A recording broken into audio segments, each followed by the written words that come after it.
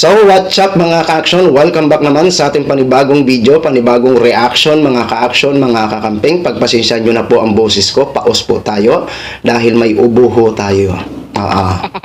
Ito po, pag-usapan lang po natin itong pinagsasabi ng acting mayor ng Davao City na si Mayor Basti Duterte. Parang feeling perfect. Na kung saan binira niya naman dito si Mr. President Bongbong Marcos. Parang sinisisi niya naman. Di ba? Wala naman po tayo talagang maririnig dito sa kanila kung hindi pasaringan, patutsadahan, birahin si Mr. President Bongbong Marcos. Di ba? Kaso lang ako po, nalulungkot po ako. Kasi ang nakasalalay ang imahe ng Pilipinas. Di ba? Pasensya na ho mga ka-action, excuse me po, di ba? Imahe ng Pilipinas ang nakasalalay kasi nasa ibang bansa sila maging kay Atty. Harry Roque, ganun din, wala nang bukang bibig kung hindi si Mr. President Bongbong Marcos. Si Vice President Sara Duterte, ganun din, pasaringan, patutsadahan, birahin si Mr. President Bongbong Marcos. Ito naman dito kay Mayor Basti, ito rin, di ba?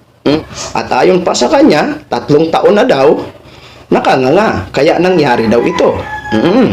Itong pinag-uusapan, itong mga flood control nga ho mga ka-action, mga kakamping. Bago ho tayo magpatuloy, pakinggan natin si Mayor Basti Duterte ho mga ka-action, mga kakamping. Maging useless talaga yan because wala kang directive Dapat simula pa lang ng termino niya, he should have said and instructed everybody, umayos kayo. Huwag niyong galawin yung pera ng taong bayan. Kasi yan, tayo lahat, papayat ng buwis, lalagay dyan, gagawing infrastruktura, kailangan maayos, walang masisira dyan. Ano ang unang ginawa niya? Dinismantle niya yung PACC. Yan yung watchdog ng corruption. So, who's responsible na? Siya. Itong mga nag-iingay ngayon, that is yung sumasakay sa plataforma, kunwari ng presidente na may expose siya, you ask the president himself. He is the only one who can fix this. Hindi yung pagtuturo niya sa mga Congress, it will not fix anything. It will not fix anything. And isa pa, 3 taon na siyang nakanganga, kaya nangyari yan. So kaninong kasalanan yan ngayon?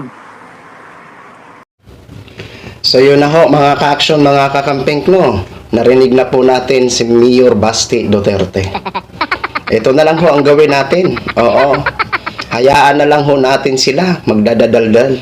Basta tayo, naniniwala tayo sa pamumuno ni Mr. President Bongbong Marcos na sana sa kanyang pamumuno itong mga flood control na mga anomalya ay mananagot or makukulong ang mga dapat ikulong. Di ba? Hayaan na ho natin yan sila. Intindihin na lang natin itong Duterte. Di ba? Basta tayo, suportado natin ang Pangulo sa mga magagandang ginagawa nila para sa bayan. At tayo, hinihiling natin, dinadasal natin na magkaroon ng accountability. Itong lalong-lalo na itong problema dito sa flood control. Di ba? Yung mga yan, wala na yung gagawin kung hindi patutsadahan, wala naman maitulong. Di ba? So yun lang po mga ka-action, mga kakamping, share ko lang ho sa inyo. Maraming salamat po sa ating mga viewers Luzon, Visayas at Mindanao all over the world. Ako po ang inyong lingkod, si Action Man. Good morning everyone.